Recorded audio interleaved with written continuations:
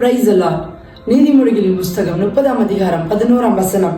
தங்கள் தகப்பனை சபித்தும் தங்கள் தாயை ஆசீர்வதியாமலும் இருக்கிற சந்ததியரும் உண்டு. எனக்கு பிரியமான தேவனுடைய பிள்ளைகளை, ஆண்டவருடைய வார்த்தை சொல்கிறது, தங்கள் தகப்பனை சபித்து. இன்னைக்கு நம்ம தாய் தகப்பனை ஆசீர்வதிக்கலாம் கூட பரவாயில்ல, சபிக்கிற பிள்ளைகளாய் அநேகர் காணப்படுகிறோம். இன்னைக்கு எப்படின்னா, நிச்சயமா சின்ன வயசுல இருக்கும்போது நம்ம அதை செய்ய மாட்டோம். ஆனா ஒரு ஏஜுக்கு பிறகு, ஒரு 20 வயசுக்கு மேல தன் தகப்பன் தாயை சபிக்கிற பிள்ளைகள் அநேகர் எழுப்பிட்டாங்க இன்னைக்கு. ஆனா அது நமக்கு சாபமா மாறிடும். பாருங்க, அவங்க வாழ்க்கையில அனுபவிக்காத சந்தோஷங்கள் நமக்கு நல்ல படிப்பு கொடுத்து ஒரு நல்ல ஒரு கல்லூரியில படிக்க வச்சு நம்மளை ஒரு உயர்ந்த இடத்துக்கு கொண்டு போய் நம்மளை விடுறாங்க.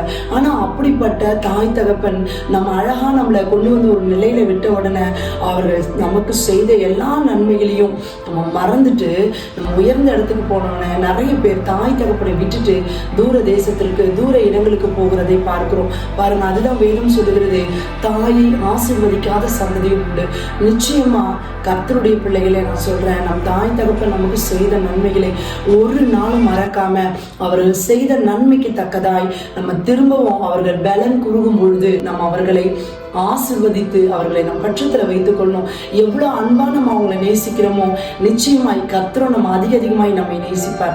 ஏன்னா தாய் தகப்பனை வெறுத்து, தாய் தகப்பனை சபித்து அவர்களை மறக்கிற சந்ததியை நிச்சயமாய் கர்த்தர் ஒரு நாளும் பரலோகத்துக்குள்ள விடவே மாட்டாரு. ஞாபகம் வச்சுக்கோங்க. என்ன இப்படி சொல்றாங்கன்னு நினைக்காதீங்க. உங்களுக்காக தன்னுடைய வாழ்நாளை எல்லாம் கொடுத்தவங்களை உங்களுடைய நல்ல நாள் வரும் பொழுது அவர்களை நீங்க பாதிக்க வேண்டியது உங்க மேல விழுந்த கடமை. அதனால கர்த்தருடைய வார்த்தைக்கு ஒப்பு கொடுத்து இன்னிலிருந்து தாய் தகப்பனை சபிக்காம, தாய் தகப்பனை நீங்க ஒரு நல்ல நிலைக்கு வரும் பொழுது ஆசீர்வதித்து அவர்களை உங்கள் நிலைக்கு வைத்துக் கொள்ளுங்க. கர்த்தர் உங்களை ஆசீர்வதிப்பார். God bless you.